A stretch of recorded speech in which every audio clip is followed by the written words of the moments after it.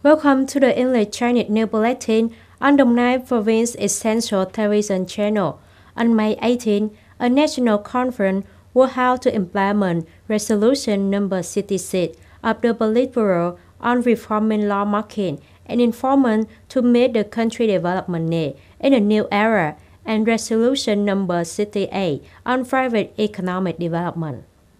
The conference was held both in person and online across 37,000 locations nationwide at central, provincial, district, commune and agency level with over 1.5 million participants.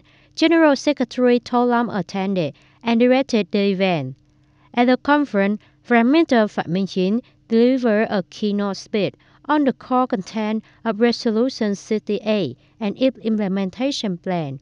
Resolution 68 set our goal through 2030 with a vision toward 2045 and outlined a task group and solution embodying innovation, breakthrough, and strong reform in alignment with the nation's three strategic breakthroughs. At the same conference, a brief discussion took place between Prime Minister Phạm Minh Chính and private business. The number of private enterprises in Vietnam has steadily increased from about 5,000 in 1990 to 50,000 in 2000 and 200,000 in 2005. As of now, nearly 1 million businesses are in operation. I hope to accept unsecured loan, and thus the loan acceptance process will focus on the development orientation of the project that truly need funding. Since 2016, the growth rate of private sector had averaged 6 to 8%, exceeding the national average economic growth. I recommend revising the planning and construction of industrial park for small business. The current rule requiring at least 1 hectare to enter an industrial zone is too challenging. The private sector is optimistic and places high expectations on Resolution 66 and 68, as these not only protect entrepreneurs but also motivate investors to engage in the market. There are still many legal obstacles and administrative procedure reform needed to improve the business environment for enterprise. Resolution 66 and 68 present breakthrough policy direction for private sector development. Notably, they emphasize that the private sector is one of the most important driving forces of the national economy. According to data from the State Bank of Vietnam, private enterprises are currently receiving approximately 7 million billion Vietnam dong in loan, accounting for 44% of the total outstanding credit in national economy. One of the notable points in supporting the private sector is that commercial banks have proactively reduced lending interest rate and offer a variety of preference credit package for business and production over time. As of April 2025, the average lending interest rate for new transactions from commercial banks had dropped by 0.6% per year compared to the end of 2024. Helping reduce capital cost pressure for private enterprise.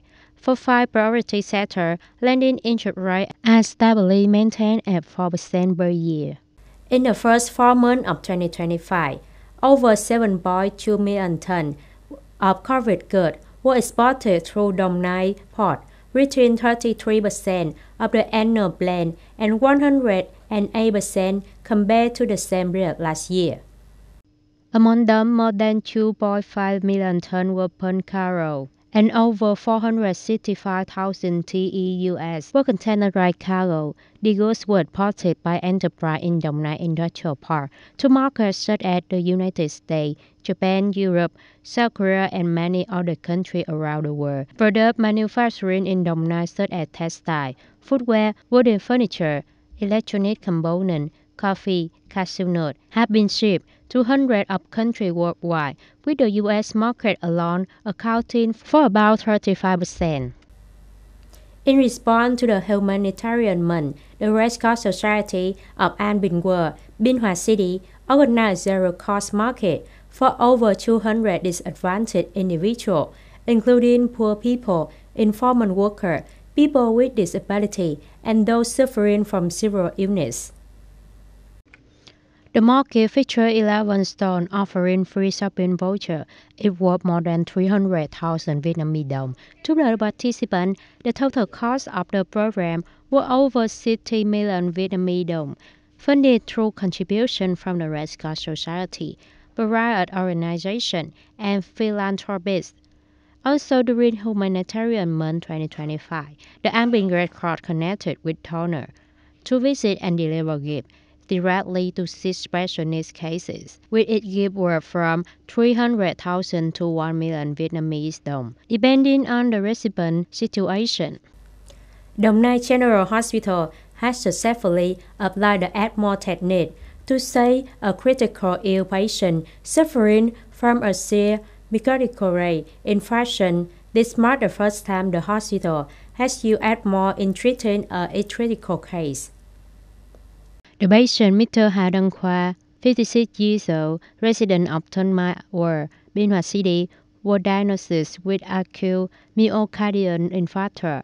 After more than 2 weeks of intensive treatment, including 10 days with ECMO support, he has now recovered and can eat and work normally. I drank 1 or 2 cans, then went outside to talk to a customer, suddenly felt dizzy.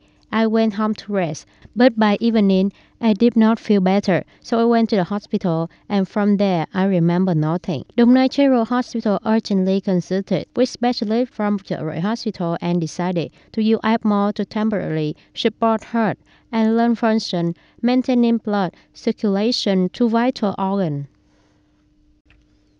When the heart and lung are too severely damaged and cannot ensure proper blood flow to the body vital organ, ECMO helps the patient survive the critical phase while waiting for the organ to recover. After installing the ECMO machine, we have to transfer him to the Red Hospital for about 10 days. When he regained consciousness, doctor said we could transfer him back to Đồng Nai. He has been improving a lot since. ECMO is currently one of the most advanced life support techniques available.